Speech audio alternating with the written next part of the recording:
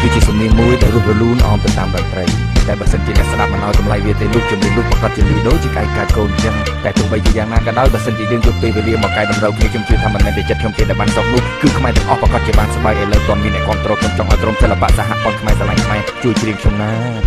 ចំរៀងជូនខ្មែរមានយើងជាខ្មែរសូមច្រៀងដាក់ខ្មែរសាងកម្ពុជា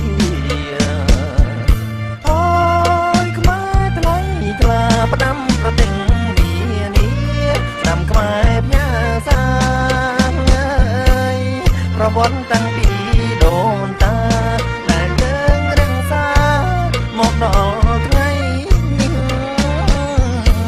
សិល្បៈបុរាណខ្មែរមានកំណាព្យកាបឃ្លោងសិល្បៈសម័យនេះមានកំភ្លើងទីងភងតាមសសរដល់គោមហាមមិនឲ្យសត្វនោមចាប់រំលោភថ្នាំញៀនទឹកអាស៊ីតដេកហើមហេតុអីមកពីឃើញគេមានលោភលន់មិនសមស្របនាំមករឿងស្មុគស្មាញយកមកជាលក់នឹងផ្លែទ្របទ្រុងអាពបអោតទុកដូចកំណប់មកបងមិនឲ្យតម្លៃខ្ញុំច្រៀងតបានតតែសន្លប់បងចង់ឲ្យខ្ញុំឈប់ខួរខ្ញុំដែលចេញពីខ្មែរទាំងដុំមិនព្រមឲ្យខ្ញុំឈប់អីច្រៀងមិនចេញត្អូញត្អែឲ្យដូចមីយាដកខ្ញីដកមិនចេញដើរដួលនៅនីលមិនឲ្យខ្មាស់ដីអើយដីខ្មែរដុតថែឲ្យមានន័យបើសិនជាថ្ងៃស្អែកស្លាប់សូមស្លាប់ដើម្បីខ្មែរគ្រាន់ជាច្រៀងលក់ទឹកដីភ្លេងឃ្លាំងមិនសូវពីរស់មិនបោះពីអ្នកដតីតែចំណេញដល់កុមារទៅតែកើតម្សិលមួយថ្ងៃច្រឡំបបសាថាជាបទប្រពៃណីពេលបងបើកហាងថ្មីស្គរឆាយ៉ាំយើងមានកុំយកបងសាយហែតាមបើទិញទូកជីកឲ្យជាប់កុំឲ្យមកវិញជីចានសូមឲ្យសុខសាន្តត្រានសូមឲ្យយើងមានបានរស់ឲ្យអស់ទុក្ខភ័យស្គាល់សម័យយន្តហោះដឹកលំអម៉ូតូឡានស្គាល់កលុកទុកខ្មែរខ្មោចអ្នកចេះរាប់លានលើកដៃសូមប្រណម្យជូនប្រជាជនខ្មែរដែលកំពុងស្រែកឃ្លានជាពិសេសពលិនខ្មែរកំពុងខ្វះអ្នកថ្នាក់ធ្នមថែអ្នកត្រូវបាញ់តែជន់ទាលជូនបងកងតបដែលកំពុងតែឈរហាលវាល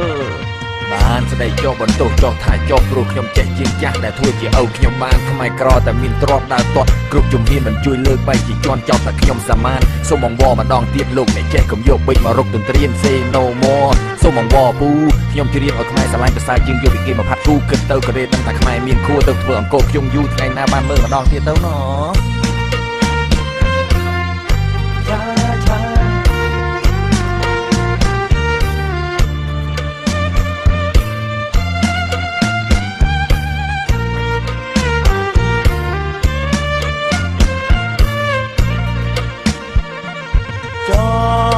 រៀងជូនខ្មែរនាមយើងជាខ្មែរសូមច្រៀងដាក់ខ្មែរសាងកម្ពុជាអូយខ្មែរថ្លៃថ្លាផ្ដាំប្រទិញនាស្ដាំខ្មែរផ្ញើសារប្រវត្តិតាំងពីដូនតាដែលយើងរក្សាមកដល់ថ្ងៃនេះប្រវត្តិតាំងពីដូនតាដែលយើងរក្សាមកដល់ថ្ងៃទៅរុនតកម្មផុតវិញ្ញាណកាយសាហាវដូចមាដូចដើររំលងភ្នំជីកពើក្នុងព្រៃឃើញខ្លាធំ